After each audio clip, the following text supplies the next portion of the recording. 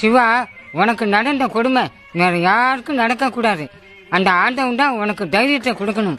என்னதான் தைரியத்தை தந்தாலும் இந்த அவமானத்தை எப்படி தாங்கிக்க முடியும்? மூணாவது மனுஷன் நானு, என்னாலே தாங்கிக்க முடியல.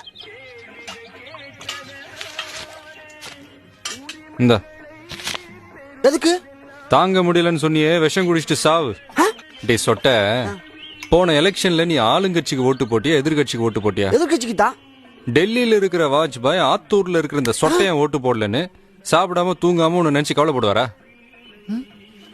டேய் சரவணா, இங்க வாடா. என்னண்ணே?